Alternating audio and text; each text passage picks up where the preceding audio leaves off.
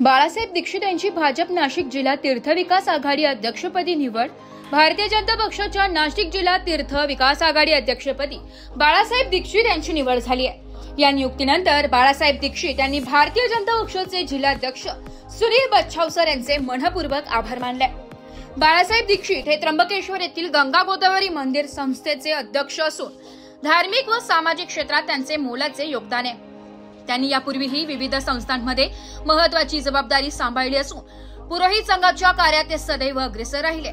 आपल्या प्रतिक्रियेत बोलताना बाळासाहेब दीक्षित म्हणाले की महाराष्ट्रातील विविध तीर्थक्षेत्रांना भेट देऊन तेथील परिस्थिती समजून घेऊन आवश्यक विकास घडवून आणण्याचा प्रयत्न करणार आहे। आगामी सिंहस्थ कुंभमेळ्यात साधू संत आणि देश विदेशातून येणाऱ्या लाखो भाविकांची कुठल्याही प्रकारची गैरसोय होणार नाही यासाठी नियोजनबद्ध पद्धतीने काम करण्यात येईल।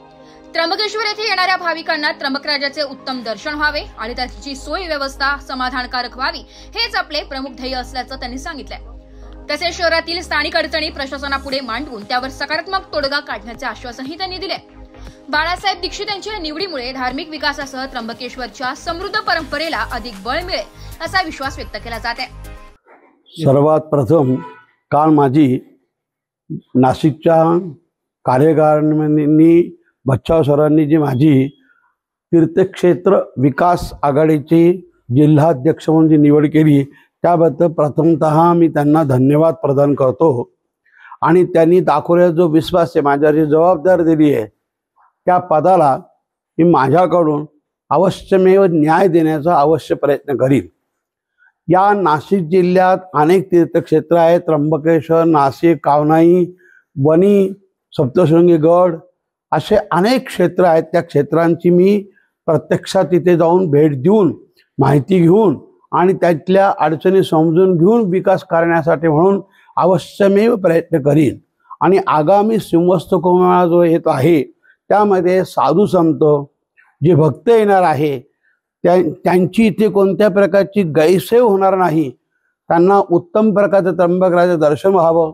प्रत्येक क्षेत्रात ज्या ज्या देवतांचं दर्शन होणं त्यांना आवश्यक आहे त्याच्यामध्ये सुलभता यावी, त्यांची उत्तम प्रकारची सोय व्हावी आणि त्यांनी समाधानी तीर्थक्षेत्रावरनं आपल्या आपल्या घरी जावं अशा पद्धतीचं नियोजन करण्यासाठी मी प्रयत्न करीन।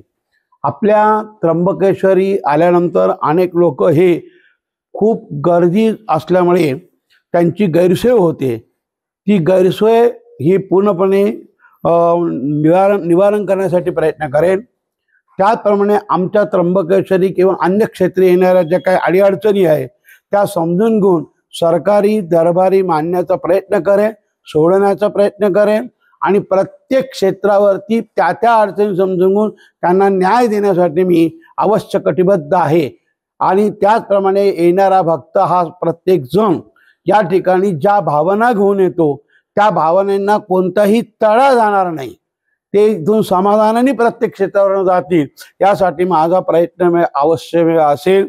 आणि सिंहस्थामध्ये ज्या काही सिंहस्थ परवाना होणार आहे त्याच्या अनुषंगाने जो विकास होणार आहे तो विकास हा परत परत तेच काम करावं लागतं, ते मला काही पसंत नाही आहे। तो जो काही विकास होईल तो पुढच्या सिंहस्थात सुद्धा परत त्याच उपयोगी आला पाहिजे आणि सर्वांगीण विकास झाला पाहिजे आणि तो विकास इतका पद्धतीने झाला पाहिजे की अनेक वर्षांचा आढावा घेऊन अनेक वर्षांचं भविष्याचा वेध घेऊन तो विकास पुढच्या सिंहस्थात सुद्धा परत करावा लागणार आणि तो पुरेसा पडेल अशा पद्धतीचं विकासाचं नियोजन केलं पाहिजे असा मी प्रयत्न अवश्यमेव करीन।